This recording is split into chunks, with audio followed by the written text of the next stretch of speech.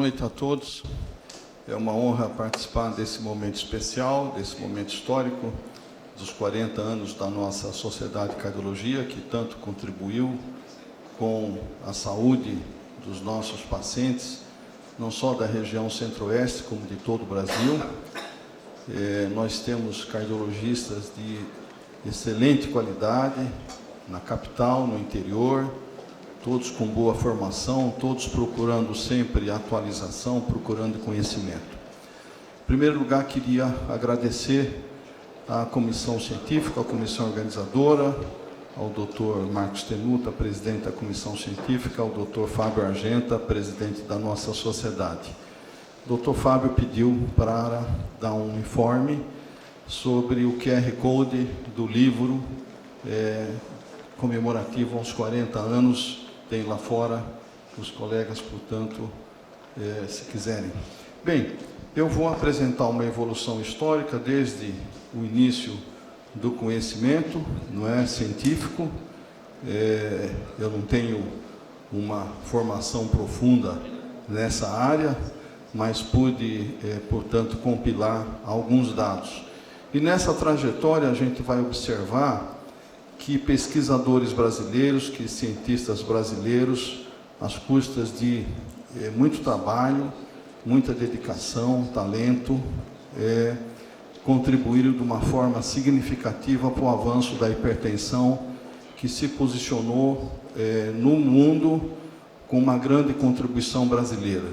Nós sabemos que o professor Sérgio Ferreira, da USP de Ribeirão Preto, que desenvolveu o conceito, portanto, do captopril. Isso deu, portanto, início aos inibidores de ECA, que revolucionaram tanto o tratamento da hipertensão quanto o tratamento da insuficiência cardíaca.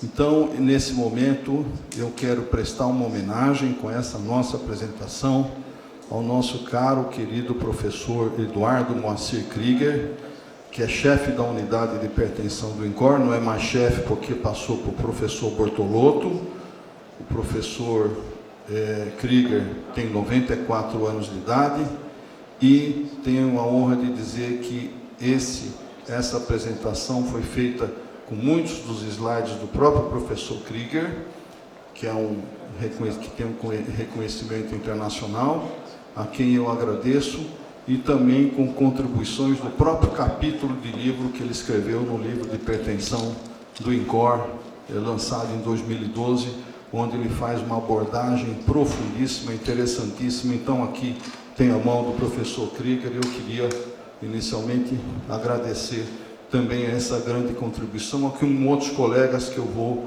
nominar no final.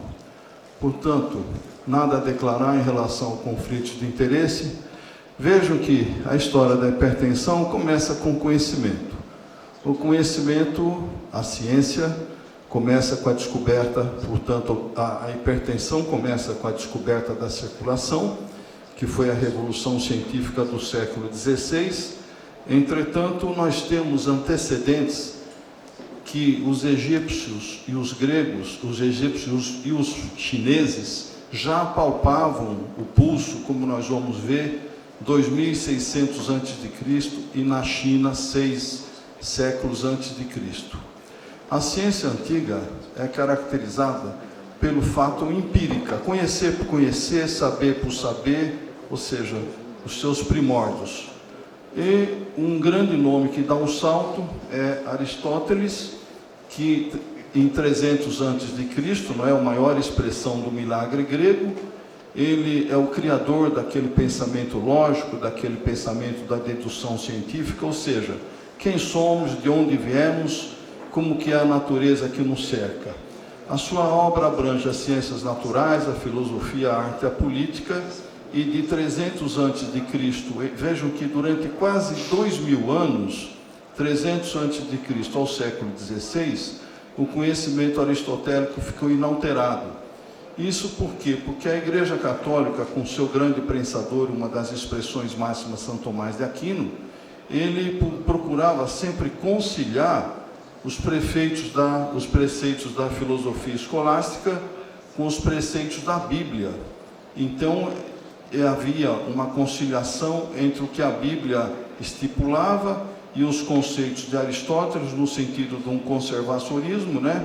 E que passa, portanto, a impedir o avanço maior da própria ciência, da evolução do conhecimento científico, e a gente sabe que nessa época tinha o dogma do geocentrismo, que a Terra seria o centro do universo e não o Sol, e como nós vimos, esse princípio ele foi questionado. Então aqui nós temos, infelizmente isso não ficou bem caracterizado. Aqui nós temos o quê? Que no Egito, então, voltando mais atrás, palpar o pulso, portanto, palpar o pulso era algo que já se fazia, não é? E, portanto, no século VI a.C., o exame físico com palpação do pulso também era feito, e o pulso era a única parte do corpo feminino que poderia ser tocada pelo médico. Depois aqui, o Sêneca, não é, que foi contemporâneo a Cristo, também dizia que não pode, portanto, não podemos prescrever por carta, nós precisamos sentir o pulso. Então a questão do pulso era uma questão importante. Depois nós vamos ver, com o passar do tempo, em 1733, o reverendo Stephen Hales, não é? Ele faz a primeira medida experimental da pressão arterial, canulando a carótida de uma égua, como nós vamos ver mais à frente, e depois o esfigmógrafo de Marey foi a primeira tentativa clínica de se medir a pressão. Vejam que, passando agora para Galileu, não é, que é o pai do método experimental, ele, portanto, ele foi a maior expressão da revolução científica do século XVI. Galileu, então, portanto, introduziu o método científico baseado na observação e na experimentação, como nós entendemos hoje, e passa a questionar o porquê as coisas acontecem, ou seja, substituir o porquê as coisas acontecem de como essas coisas acontecem. Então, a lógica da dedução baseada nos princípios aristotélicos, né? Ou seja, que Aristóteles disse, não é? O que Aristóteles disse e falava não era motivo portanto, de contestação. Isso, então, deu lugar à objetividade, ao método experimental, ao racionalismo matemático. Então, Galileu quantificou os fenômenos e, portanto, deve-se medir tudo o que se pode medir, deve ser mensurável tudo o que for mensurável. Então, ele pesquisou a queda dos corpos no campo inclinado, deduziu conceitos de gravitação, de cinemática, e que influenciaram muito a obra de Newton, não é? Que nasce exatamente em 1642, quando morre Galileu, e ele, portanto, desenvolveu princípios importantes de matemática, cálculo, na física ótica, a luz, a gravitação. Em 1633, então, Galileu é condenado pela Inquisição, pela heresia, não é, de dizer que o Sol era o centro do universo, e ele foi obrigado a renunciar ao heliocentrismo, viveu mais de 9 anos em prisão domiciliar e morreu em 1642. Entretanto, conta a lenda que quando ele sai da sala da Inquisição, ele teria dito essa frase: "Epur se move", no entanto a terra se move, ou seja, ele naturalmente ainda resistia a esse conceito, e a gente sabe que isso hoje é entendido pela ciência como algo que é resistência, ou seja, tudo que é demonstrável pela física, não é? Mesmo que as pessoas digam o contrário, isso é tido como uma frase, vamos dizer assim, de resistência. Então, Galileu, juntamente com Copérnico e Kepler, eles sepultaram o geocentrismo e descreveram muito bem, corretamente, os movimentos da Terra em torno do Sol. Isso, portanto, caracteriza a revolução científica do século XVI. Entretanto, a biologia também deu grande contribuição.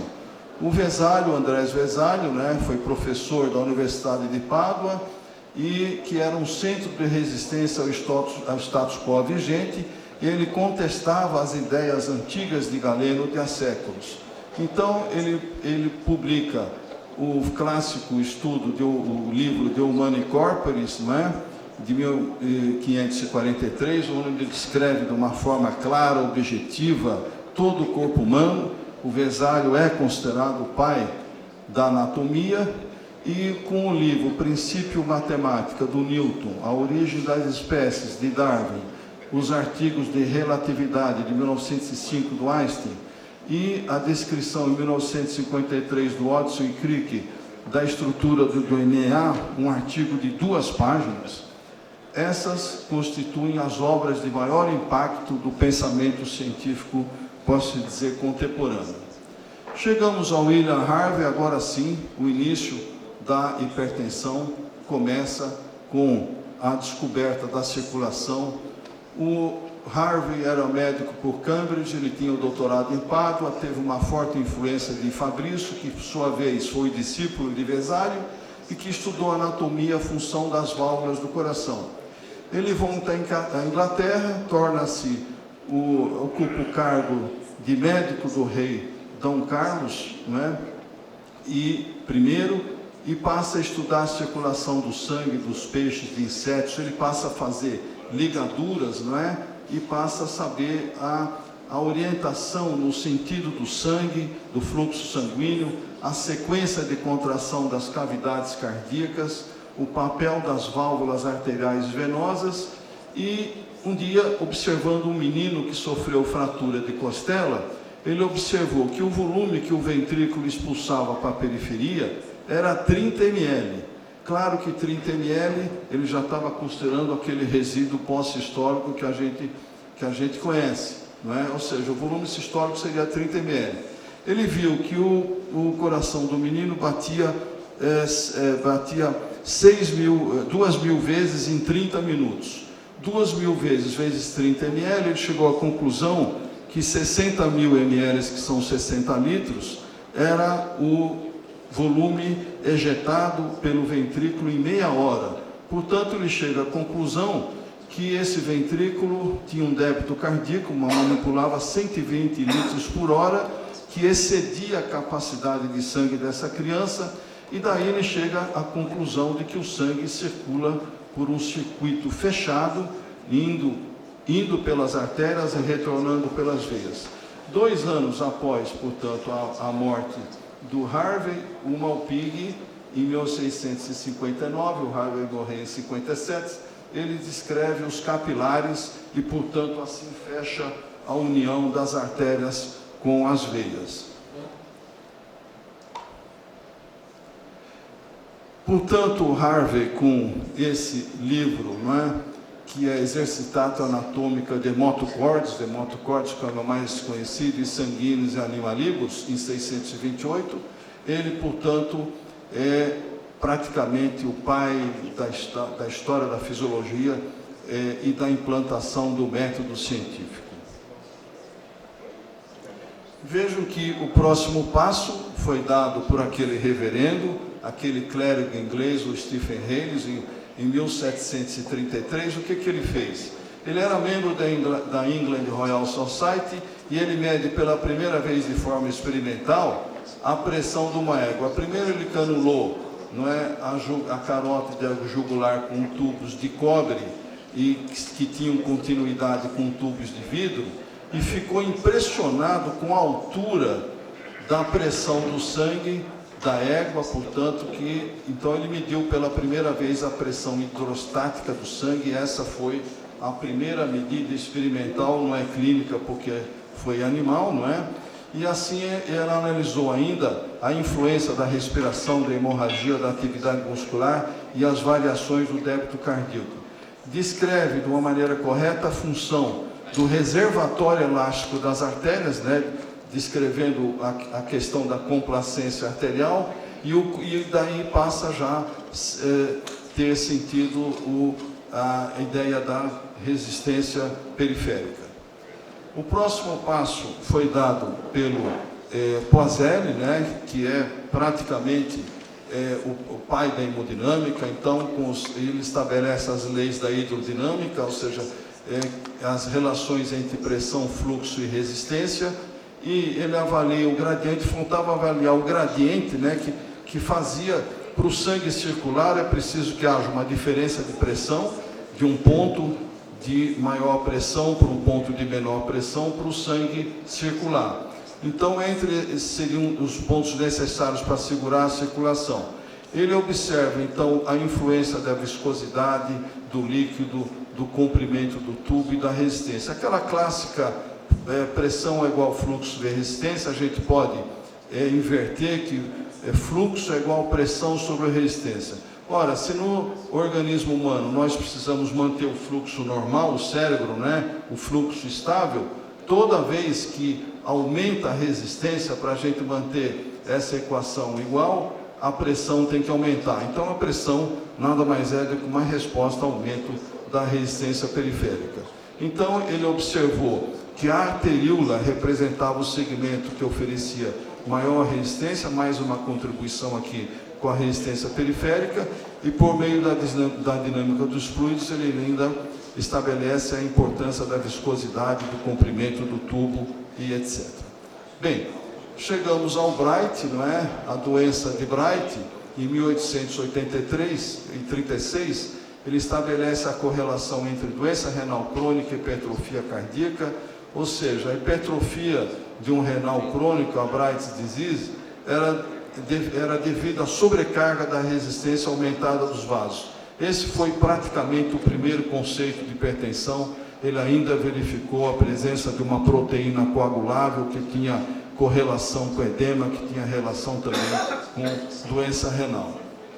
A gente chega à primeira tentativa de medida clínica da pressão arterial, feita pelo Etienne Gilles Maré, não é? Que tenta registrar a pulsação arterial para deduzir a pressão intravascular por meio da pressão exercida externamente. Entretanto, esse esfigmógrafo, esfig, não é, porque é pulso, portanto, ele tenta, através da compressão, saber aquela pressão intravascular, mas era um método muito impreciso. Entretanto, o Mahomed, não é, ele que cunhou o termo de hipertensão essencial também, ele utiliza esse mesmo esfigmógrafo na prática clínica e pela primeira vez ele observa pacientes com pressão alta que não tinha doença renal. Então, portanto, nessa publicação do Bright's disease, não é, e a questão dos estágios pré-albuminúria, ele define que a hipertensão pode ocorrer sem uma doença renal declarada e pode preceder, portanto, a arteriosclerose. Então, em 1872, Mahomed e o Frank, como nós vamos ver, cunharam o termo de hipertensão essencial. A hipertensão, então, a partir daqui, passou a ser entendida como uma entidade clínica. Então, até então, a hipertensão essencial seria a pressão necessária para fazer o sangue perfundir os órgãos. Ela não seria uma doença, seria algo essencial, como se fosse algo fisiológico e necessário. O próximo passo foi dado pelo Riva-Roche, não é? Que faz a primeira medida clínica da pressão sanguínea. Em 1896, ele desenvolve um manguito de borracha que passa a ocluir, que passa a apertar, portanto, o fluxo da artéria braquial, da artéria humeral, e esse manguito, portanto, passou a ser um método confiável para avaliar o valor da pressão sistólica, da máxima. A gente ainda não tinha o conceito da hipertensão diastólica.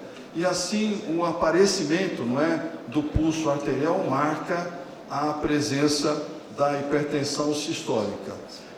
10 anos mais tarde, o Korotkov, russo, ele, portanto, em 1905, ele define, não é, e observa os sons, portanto, utilizando aquele manguito, e, portanto, quando há descompressão da artéria humenal pelo manguito do Riva-Roche, na fase de desaparecimento do som, isso passa a ser conhecida, depois de 10 anos, o conceito, então, da pressão sistólica.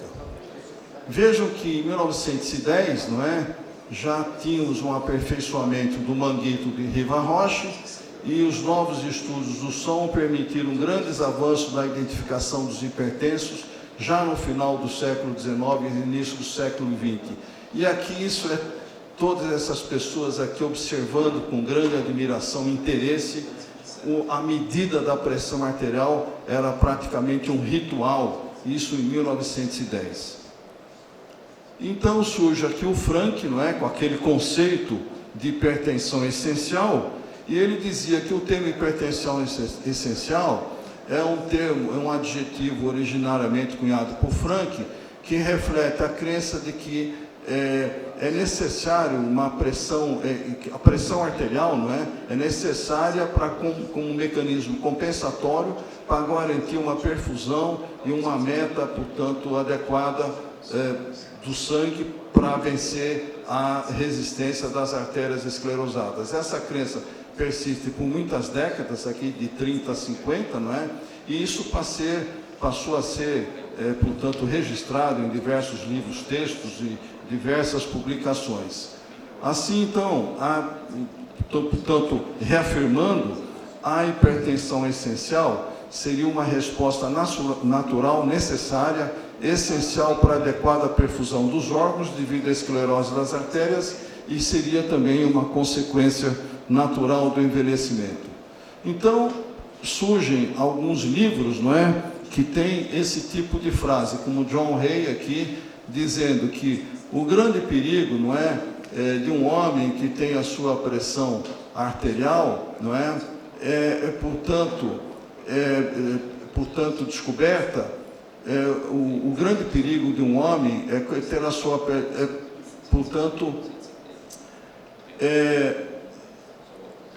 o grande perigo de um homem com pressão arterial reside na sua descoberta. Entretanto, pode aparecer algum tolo, não é, que vai tentar reduzi-la.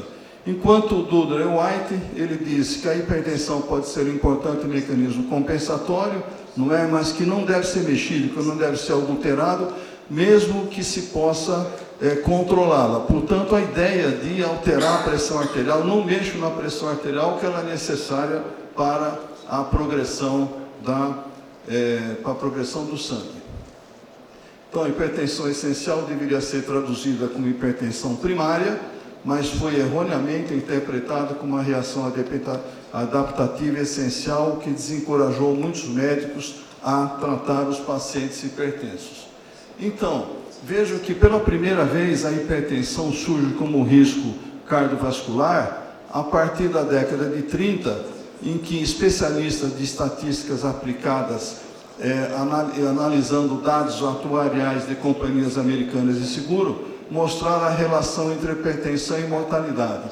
Assim surgem diversos relatórios mostrando que quem tem pressão mais alta, portanto, morreria mais cedo e teria que pagar um seguro mais alto. Então vejam que não foi a medicina que percebeu pela primeira vez o risco da hipertensão, mas foi, portanto, aqui companhias de seguro que tinham naturalmente os seus interesses econômicos a defender. Portanto, surge então aqui de 47 e 50 os famosos estudos de Framingham, né, com William Cannell. Em 1948 ele estabelece a associação entre hipertensão e aumento de risco cardiovascular independente da idade. Entre 50 a 60 passa-se a ter uma abordagem agressiva da pressão com uma redução expressiva da hipertensão maligna com um AVC e infarto. Então, esses são os trabalhos históricos do professor William Cannell. Eu tive a oportunidade, e tenho esse programa em casa, de vê-lo em 1975, quando eu tinha acabado de ser formado, em 74, na Universidade de Lisboa. Ele foi dar um curso de hipertensão e eu participei, e, portanto, eu tenho ainda esse programa, e também foi um grande impacto, porque, por acaso, hipertensão e fatores de risco foi da minha linha de pesquisa dentro da nossa área de pós-graduação. Continuando o professor Cannell, não é? Ele estabelece o desenvolvimento dos fatores de risco de doença coronária, né? E aqui ainda os fatores de risco passam a ser identificados também. Idade, sexo, hipertensão, a dislipidemia, né? Aumento de aterosclerose, fumo, diabetes, história familiar e obesidade. Vejo que aqui temos a ficha clínica do Roosevelt. E é muito interessante que em 1941, do presidente americano, ele já tinha o diagnóstico de hipertensão há 4 anos ele não fazia nenhum tratamento. Em 45 ele tinha uma pressão de 188 por 105, né? E, portanto, era tratado com fenobarbital e massagem terapêutica. Em fevereiro de 45 ele tinha a pressão de 26 por 15, 260 por 150, e aqui estão, portanto, numa conferência de alta aqui, não é?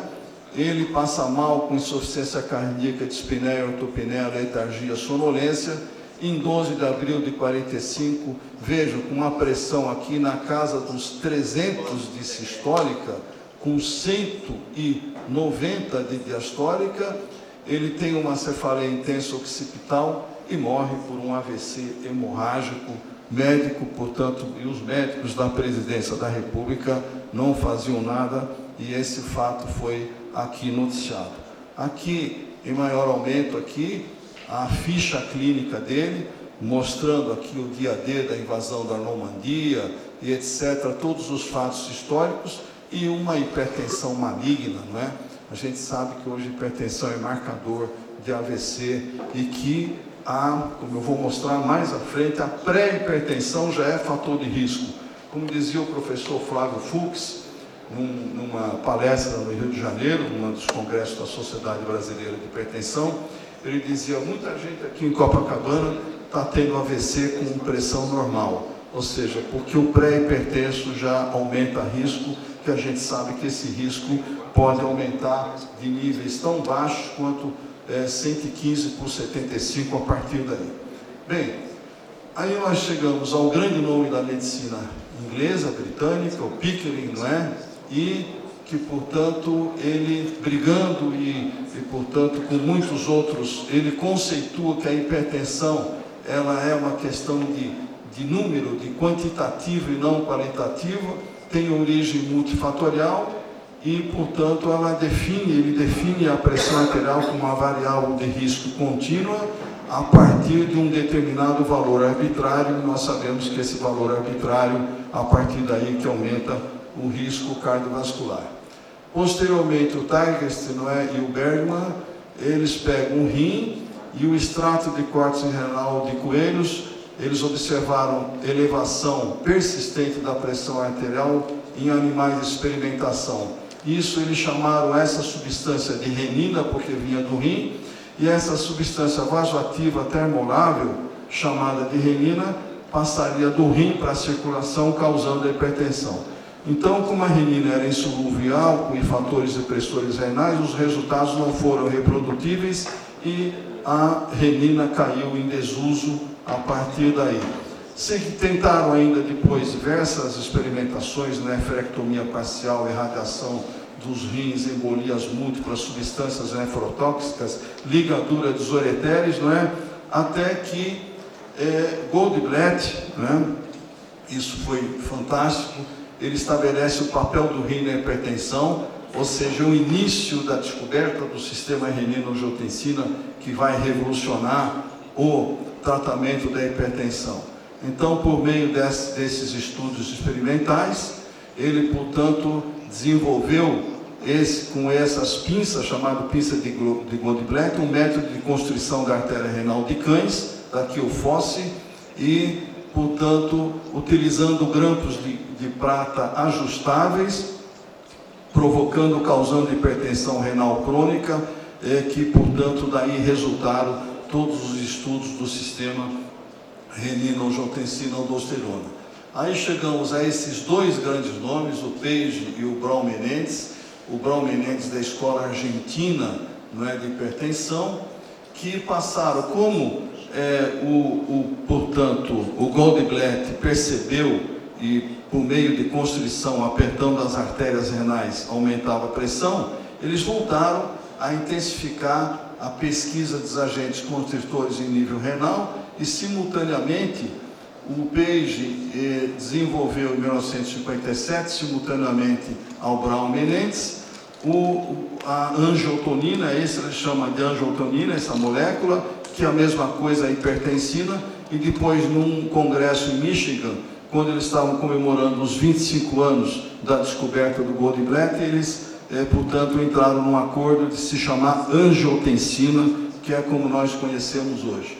O Page, ele foi autor desse famoso mosaico que mostra que a pressão é multifatorial, com fatores genéticos, ambientais, não é? Diversos fatores endócrinos, humorais, hemodinâmicos, neurais, e, portanto, em 60, ele estabelece que a hipertensão é resultante da interação de fatores genéticos e ambientais, e não de um único fator.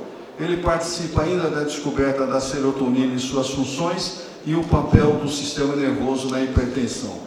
Aqui nós temos o grande professor Bernardo Say, por acaso tive a oportunidade de estudar num livro de fisiologia, que era famoso, tanto era o Guyton e o Say, não é?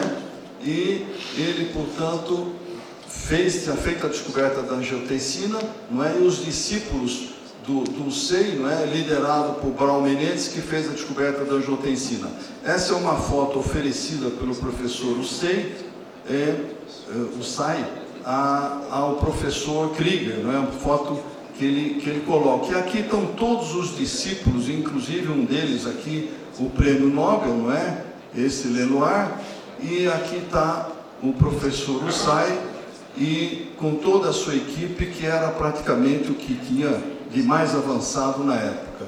E aqui nós chegamos à participação do nosso caro professor Eduardo Moacir Krieger, a maior expressão da hipertensão e da ciência, não é? Que se envolve também com o sistema renina-angiotensina. Ele, portanto, vai trabalhar com o professor Say. Com ele trabalhei, aqui palavras do professor, com ele trabalhei, graças em grande parte à sua orientação no campo científico, com o entusiasmo que sua forte personalidade despertava nos jovens, foi que me decidi a dedicar à fisiologia, orientar as minhas atividades científicas para o campo da hipertensão. Assim, vejam, nós chegamos a um trial, não é? A um estudo clínico controlado, randomizado, publicado em 1977, histórico.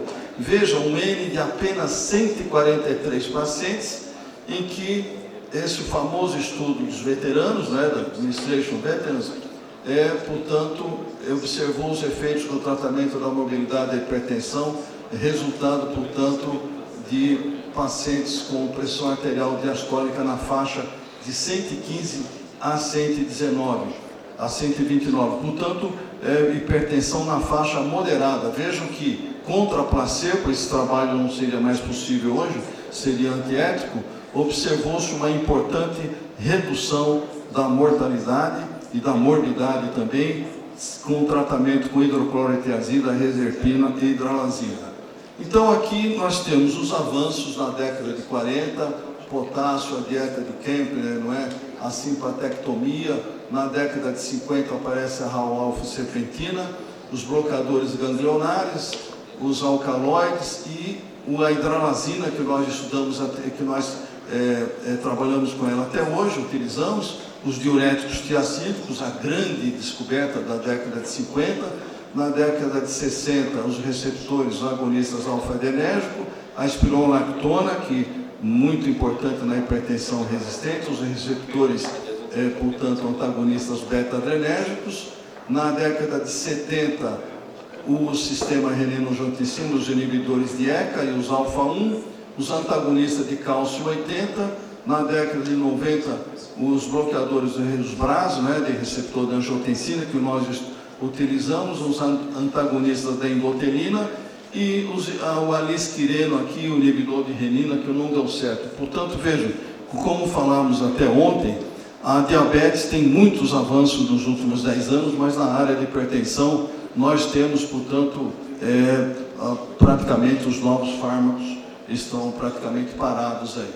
Bem, aqui nós chegamos ao grande nome, professor Maurício da Roça e Silva, que descobriu a bradicinina, publicou esse artigo, não é? Então, em 49, ele publica esse artigo, descobre a bradicinina, em 57 ele assume a direção do Departamento de Farmacologia da USP Ribeirão Preto, cria um importante grupo de farmacologia e de investigação e desenvolve a bradicinina. Em 61, o grande professor Sérgio Ferreira, que a comunidade científica brasileira disse que deveria ter sido um prêmio Nobel nosso, não é? ele é, portanto, incumbido pelo professor Maurício Rossi Silva. Ele portanto, passa a compor a equipe de como proteger a bradicinina da rápida destruição que limitava os efeitos, não é, da redução da PA. Então, aqui o professor Sérgio Ferreira, não é, ele participa ativamente da descoberta dos IECAs. Ele, portanto, descobre que o veneno da cobra jararaca, não é, Botrop jararaca, tinha um fator potenciador, não é, da bradicinina, um fator que potenciava, não é? Então, no laboratório do professor Rossi Silva, aqui com o veneno da cobra, ele identificou um peptídeo com elevado grau de potenciar os efeitos da bradicinina. Ainda o professor Sérgio Ferreira, não é, vai para Londres, no departamento de farmacologia do Royal College, aqui, e depois trabalha com o grande John Vane, que foi um Nobel, e na circulação pulmonar ele descobriu lá, trabalhando com o professor, que lá que ocorria a maior parte da inativação da bradicinina e que aquele fator potenciador da bradicinina impedia a ativação. Então tinha alguma coisa ali de importante. Em 68, o Baker demonstrou que esse fator potenciador impedia a conversão do angiotensina em angiotensina 2, já era aqui, portanto, inibidor, não é? E assim fecha-se o ciclo. O fator potenciador da bradicinina inibe a enzima conversora da angiotensina e aí sim se descobrem os IECAs. Em 68, descobre-se 9 moléculas potenciadores da bradicinina, e entretanto eles isolaram um fator potenciador que nós vamos chamar a partir de agora de 5A, que é um BPP também. Bem, e aqui entra, portanto, então nós temos, voltando, aqui o Baker, não é? Em que descobre que os peptídeos inibem a conversão de angiotensina 1 e 2 em vivo e in vitro, e depois nós vamos ver que entra aqui o professor Krieger, não é? Em que descreve um tetrapeptídeo como um teste de screening de um sistema renina-angiotensina ativado. Passa a se ver que o sistema renina-angiotensina ativado tem uma importante função. Em 71 foi descrito o sistema renino-tecidual no cérebro. E em 77, o Ondet Cushman, esse histórico, descreve uma nova classe de inibidor de ECA, que é o captopril, que nós utilizamos até hoje. Vejam que aqui está a descoberta dos IECAs, a participação. O professor Krieger descobre que esse é um teste de screening, quer dizer, quando ele dá aqui, portanto, ele introduz esse tetrapeptídeo, há uma queda da pressão, só que isso é uma queda muito fugaz, porque ela é inativada. Então, Krieger observa que esse fator 5A revertia a hipertensão em modelos com hipertensão renal e hiperatividade do sistema renina-angiotensina, bloqueando também a hipertensão induzida pela angiotensina 1 e 2, e assim o efeito hipotensor durava apenas durante a infusão. Aqui está o trabalho do professor Krieger, não é? E mais tarde esse fator BPP5A foi sintetizado pela indústria, aqui SQ porque foi a Squibb, né? Com esse número 20881, não é? Entretanto, o teprotide, não é, do professor Krieger, ele só agia de uma forma endovenosa. Alguma coisa precisava ser feita para que ele fosse sintetizado de uma maneira oral. Então, essa é um momento histórico que o Ondet, Ruby e Cushman fazem a síntese desse teprotide, que é o 5A, e, portanto, descrevem todos os inibidores de enzima de conversão, uma nova classe de antihipertensivos de uso oral. Esse, portanto, eles sintetizaram a molécula do captopril a partir de uma modelagem dessa molécula, e passou a ser ativo por via oral, tornando-se o primeiro IECA. E assim o Aralandus Gavras, o grego, foi o pioneiro no uso do IECA para tratar hipertensão e insuficiência cardíaca, e isso foi considerado em 75 um fato histórico. Posteriormente, nós temos aqui a CIBA, oferece um prêmio de hipertensão 83 para o Cushman, para o professor Sérgio Henrique Ferreira e para o Miguel Ondetti, que tinham descoberto, portanto, essa molécula. Palavras do professor Moacir Krieger.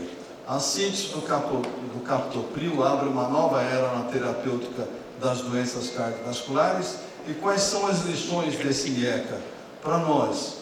É um exemplo, portanto, da medicina translacional, ou seja, aquela medicina que sai do laboratório da bancada e vai para a beira do leito tratar o paciente. E que não basta só competência individual, no caso Sérgio Ferreira. O ambiente criado pelo professor Maurício da Rocha Silva, na USP Ribeirão Preto, foi fundamental. O entusiasmo que ele despertava nos jovens pesquisadores foi fundamental. E trabalhar também com grandes especialistas também foi muito importante. E depois, claro, que despertar o interesse pela indústria. Essa é uma lição que vale para nós, para todos que fazem e que vão fazer ciência, de que a gente precisa, portanto, desenvolver projetos, desenvolver novas tecnologias e, portanto, que isso sejam patenteados como novas formas de contribuição. Uma coisa bastante importante, um fato, é o professor Robson Santos, Robson S. Santos, que descobriu a lamandina, isso em 2013, que é também um novo componente do sistema renina-angiotensina. Professor da UFMG, faz sempre eventos internacionais de alto nível e talvez hoje seja a maior expressão brasileira da continuidade do estudo do sistema renina-angiotensina. Apenas para dizer aqui, agora, rapidamente, que por se tratar de uma doença multifatorial, vejam que estudos feitos portanto, gêmeos e estudos familiares confirmam que a participação da hereditariedade na hipertensão é de aproximadamente 30%.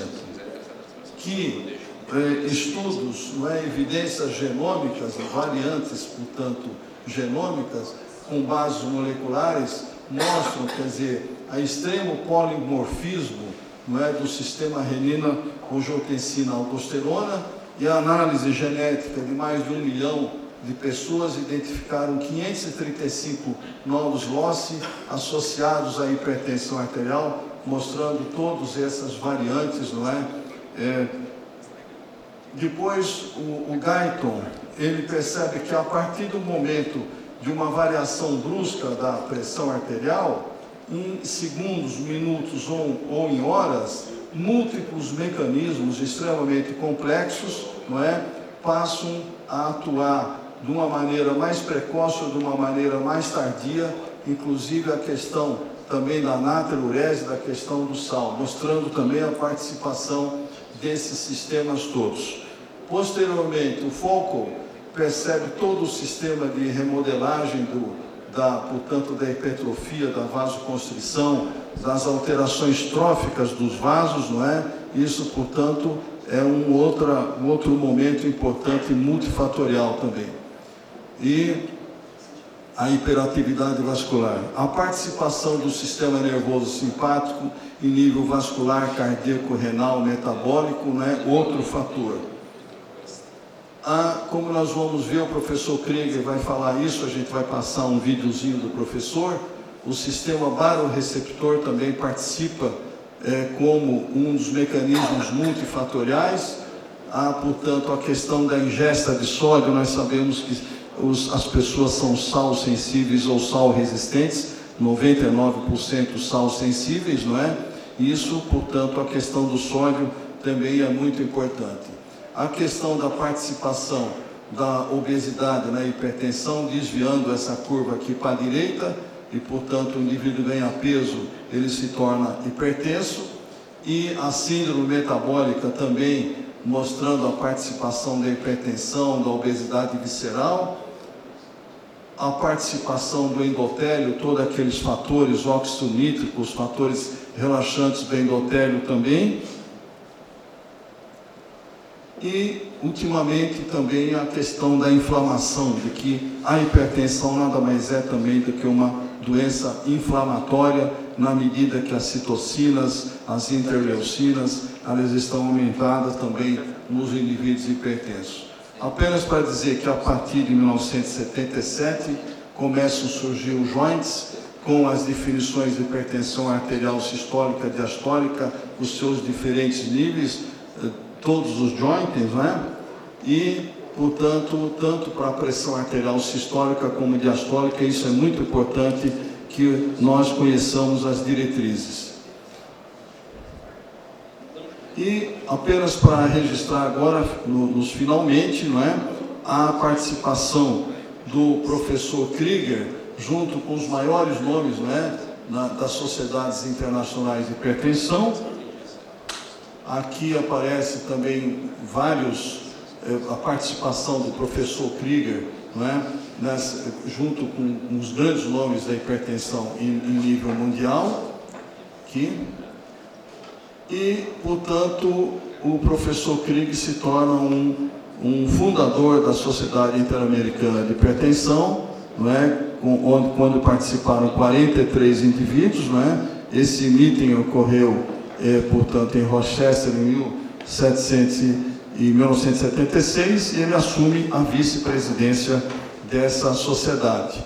Depois, aqui, falando da Sociedade Brasileira de Hipertensão, claro que nós temos o Departamento de Hipertensão Arterial da Sociedade Brasileira de Cardiologia, que não dá tempo de falar, não é, naturalmente, do departamento, que também, claro, que dá grande contribuição, mas falando da Sociedade Brasileira de Hipertensão, a partir dessas 4 jornadas integradas, não é, depois foi fundada a Sociedade Brasileira de Hipertensão em 90, o primeiro presidente foi o professor Krieger, e depois o vice-presidente, o professor Oswaldo Ramos, e aqui nós temos o professor Krieger com o professor Oswaldo Ramos, não é?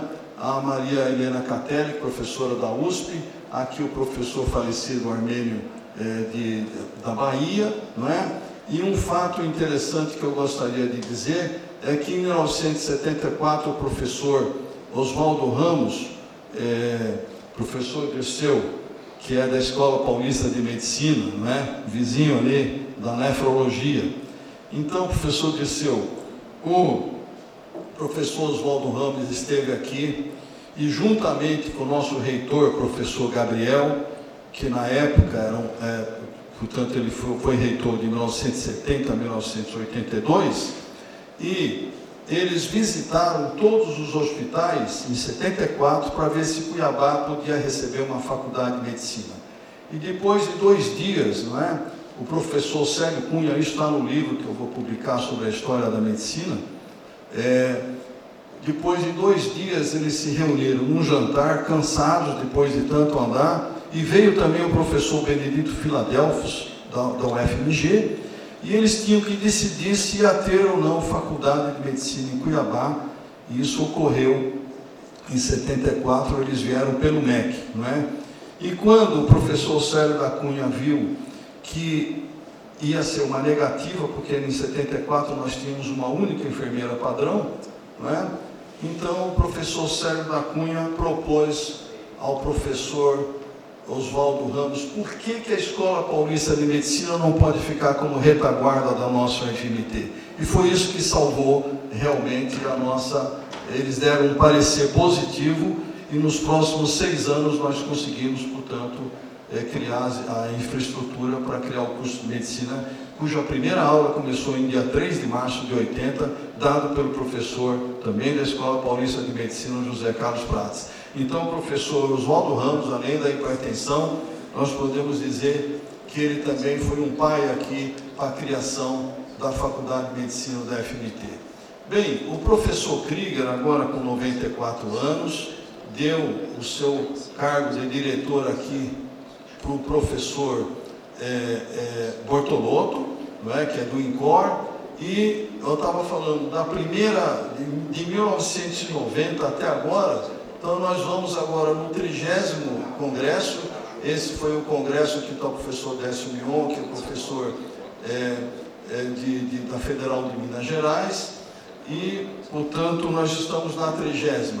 E mostrando como a Sociedade Brasileira de Hipertensão está aqui presente, que nós estamos hoje no nosso 22º congresso, mas Dr. Fábio Argenta, nós tivemos a honra de participar, não é, desse curso de capacitação de hipertensão arterial que nós fizemos na Assembleia Legislativa, e aqui nós temos a participação, portanto, do professor Bortolotto, do professor Fábio Argenta, o professor Roberto Rocha, o professor Oswaldo Cassimiro Rabel, nefrologista, e nós demos um curso para a rede pública com a chancela da Sociedade Brasileira de Hipertensão e o seu presidente aqui, que é o Dr. Bortolotto, que é o substituto do professor Krieger. Portanto, esse fio condutor permanece até hoje aqui no nosso meio. Apenas para mostrar que, falando de história, que nós, portanto, vou falar alguns poucos slides, não é? E que nesse curso de capacitação em hipertensão eu pude apresentar esse trabalho, que é do grupo do professor, portanto, Flávio Fuchs. Aqui são 23 autores, não é? Então, a eficácia de um diurético, a dupla combinação clotarido para prevenir hipertensão, não é? Em pacientes pré-hipertensos. Vejam que a pré-hipertensão aumenta os novos casos de hipertensão, é fator de risco, aumenta a mortalidade. Portanto, o objetivo foi analisar aquela dupla combinação diurética para reduzir novos casos de hipertensão em pré-hipertenso e avaliar a segurança e os efeitos adversos. Nós, portanto, estudamos em 2 braços, depois a gente vai ver o N. Um braço recebeu a dupla combinação diurética em baixa dose, o outro braço placebo. Eram pacientes pré-hipertensos com a pressão normal alta. Eles foram vistos a cada 3 meses durante 1 ano e meio, e os pré-hipertensos entraram no trabalho e a gente queria ver no final quem que se tornou hipertenso. Então, a partir de 18 mil indivíduos rastreados, etc., 312, praticamente 300 em cada braço, e aqui nós temos que o grupo tratado com, portanto, a dupla combinação diurética, portanto, o estudo clínico controlado, randomizado, duplo cego, mostrou logo de início aqui uma queda significativa da pressão, e vejam os senhores uma redução de 44% de novos casos a partir de uma baixa combinação diurética. Por que eu estou trazendo isso? Porque aqui nós temos o professor, portanto, a Sandra Fuchs, isso, o grupo, portanto, do Fuchs, né, com todos. Nós tivemos aqui o nosso centro da UFMT, a nossa unidade de hipertensão foi o segundo a colocar, portanto, o maior número de pacientes depois de Porto Alegre. E apenas para dizer que esse trabalho foi comentado, aqui nós temos o Paul Elton, talvez um dos maiores especialistas em hipertensão, que fez a última diretriz de 2017 e autor também do estudo que baixou a pressão, já vou lembrar o nome do estudo. Portanto, então ele mostra a evolução da hipertensão, ele fala sobre a história, não é? Aqui o estudo SPRINT, não é? Aqui o professor, aqui em 2019, falando do estudo SPRINT no nosso congresso mundial que houve das ligas, e de uma maneira bastante... Veja, nós colocamos aqui na história esse estudo dos veteranos aqui, que foi primordial para a história da hipertensão. E o professor Paul Elton coloca de uma maneira muito honrosa o nosso estudo na história da hipertensão também, por isso que eu estou trazendo isso, porque há uma documentação de que ele representa um avanço em termos de trabalho de pré-hipertensão. Aqui o professor Paul Elton, aqui nós temos o professor Fuchs, o professor Bortolotto, não é? E aqui eu participei também desse congresso, e aqui com o professor Roberto Franco, que esteve aqui conosco, o Paul Elton, o professor, portanto, Fuchs, e agora, para registrar nos últimos slides, a grande participação internacional do nosso querido professor Krieger, e, portanto, o professor Krieger participou desse congresso há 3 anos atrás, que é o professor Carlos Alberto Machado, portanto, era um congresso da Liga Mundial de Hipertensão, e professor Krieger com os maiores nomes aqui da hipertensão mundial, e as palavras do professor Krieger que eu faço questão de trazê-las ao pé da letra. A história da descoberta do ZIECA mostra também que já na década de 60 tínhamos na Universidade Brasileira a capacidade científica instalada com competência para fazer descobertas fundamentais. Não dispunhamos então, portanto, no país, e ainda hoje estamos fazendo enormes esforços para ter, uma indústria capaz de desenvolver produtos baseados em conhecimentos criados na universidade. O que continuamos almejando é criar um círculo virtuoso, em grande parte responsável pela riqueza dos países avançados, representando pela interação positiva da ciência com o desenvolvimento, um influenciando positivamente o outro. Ou seja, um desafio para que nós, vocês jovens, tenham, portanto, fé que nós temos condições sim de fazer ciência, porque nós temos nomes que mostram isso, que nos ensinam. Essa é uma mensagem do professor Krieger. E quero prestar nesse momento uma homenagem do professor Krieger, e continuando nas suas palavras, diz o professor Krieger: registro as extraordinárias conquistas realizadas por Braun Menendez, meu mentor em ciência, e outros grandes pioneiros na pesquisa da hipertensão que me inspiraram a trabalhar por mais de 60 anos na hipertensão. Agora é hora de passar a tocha para a nova geração de excelentes cientistas que trabalham com hipertensão no nosso país, e tenho orgulho de dizer que muitos deles foram meus alunos. Os programas dos congressos demonstram que estão muito ativos e colaboram de forma eficaz para promover uma melhor prevenção e tratamento da hipertensão, que é um dos nossos grandes objetivos. Eu queria agradecer aos slides do professor Krieger, professor Fernando Nobre, professor Fernando Iberala Martins e professor. E agora nós temos um videozinho de 8 minutos que eu gostaria, que é talvez das importantes lições de vida que o professor Krieger nos deu. Vamos assistir.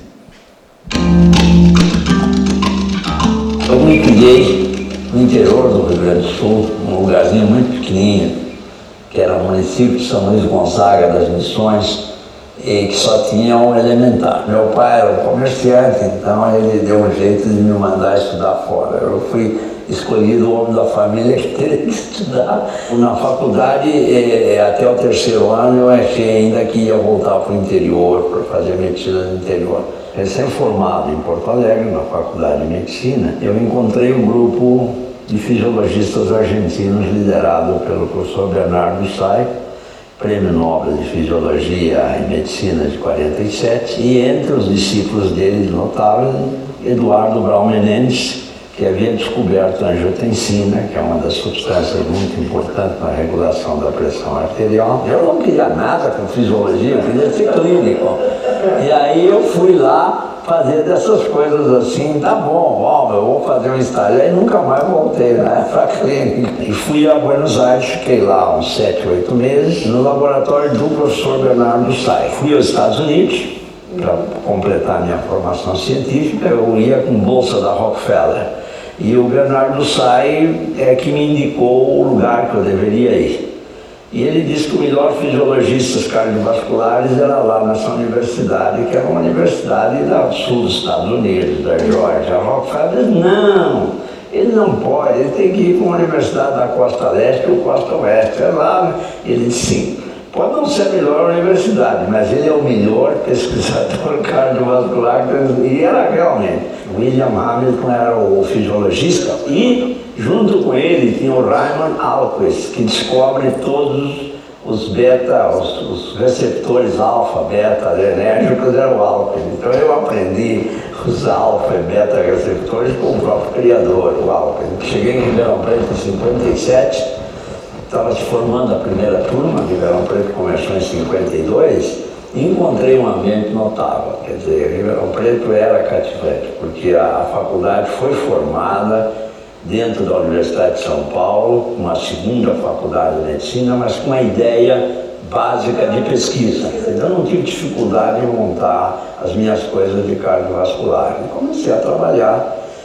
Num primeiro momento, eu comecei a fazer algumas pesquisas de hipotermia, regulação da pressão na hipotermia. Eu descobri que no rato o nervo que controla e que dá informação sobre a pressão arterial, que nós chamamos de baroreceptor ou pressoreceptor, ele era isolado na região cervical do rato. Isso era uma novidade, eu não estava procurando aquilo, eu encontrei aquilo.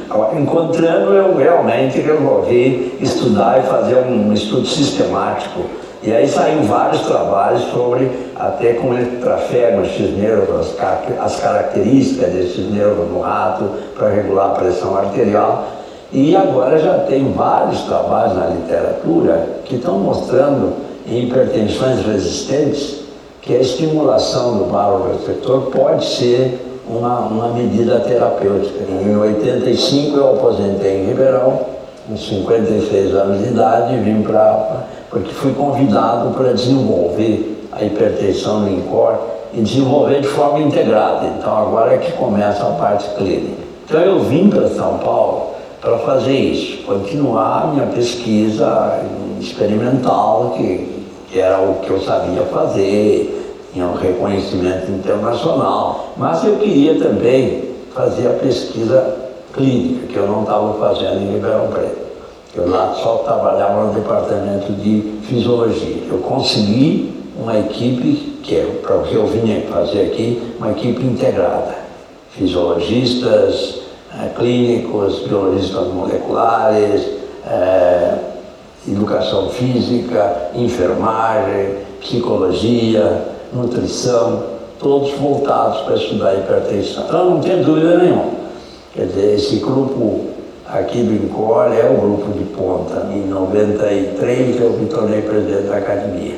E foi um momento muito interessante, porque a academia foi solicitada em 97, 98, a participar de um conjunto de academias que estavam querendo criar uma espécie de federação das academias, que aí vem a se chamar IAP, Interacademia Panel. A minha participação foi muito ativa, eu realmente conhecia o mundo científico, a política científica, como é que as academias se auxiliam uma à outra, quais são os temas importantes globais que a gente tem que procurar fazer com que as academias e os pesquisadores, de maneira geral, no mundo se preocupem. A medicina translacional é um nome em que parece estranho, etc., fazer a translação, a deslocação, a passagem.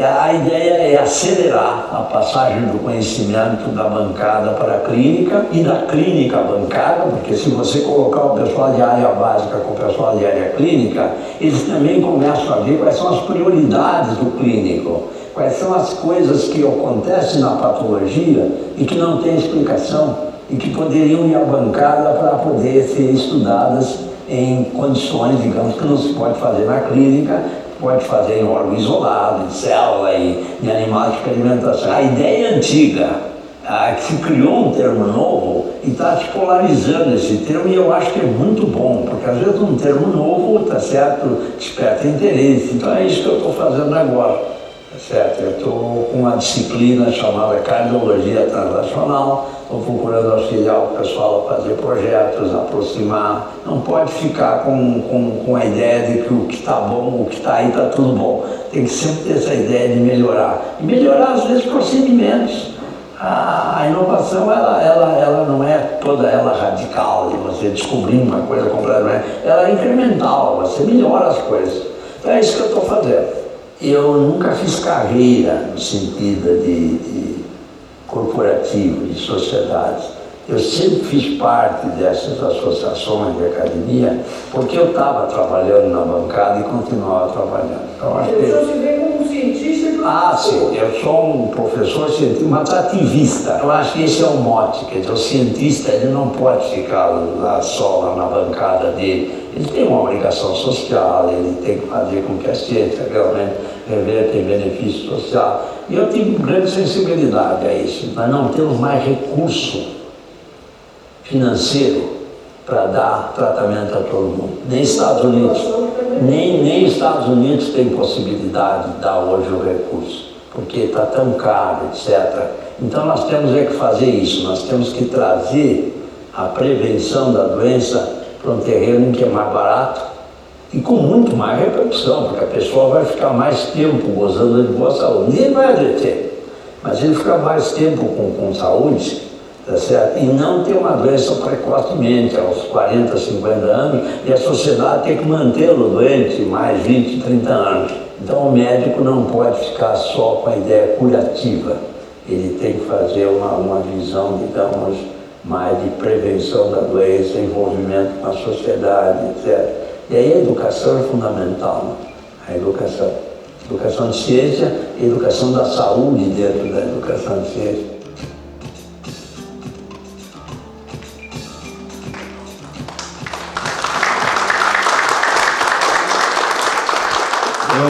É uma lição de vida, fiz questão de compartilhar isso com vocês e eu agradeço a atenção e a honra de estar aqui nesse momento compartilhando esse momento especial da Sociedade de Cardiologia. Muito obrigado. Agradecer a todos os colegas, agradecer aos estudantes, agradecer a diretoria, agradecer meus familiares que estão aqui presentes, minha esposa, meus filhos. É uma honra e, novamente, com muita humildade, é que nós temos que contribuir para a ciência, para a pesquisa. E eu gostaria que a homenagem fosse toda feita para o professor Krieger, que realmente dá lições de vida que são inestimáveis. Muito obrigado.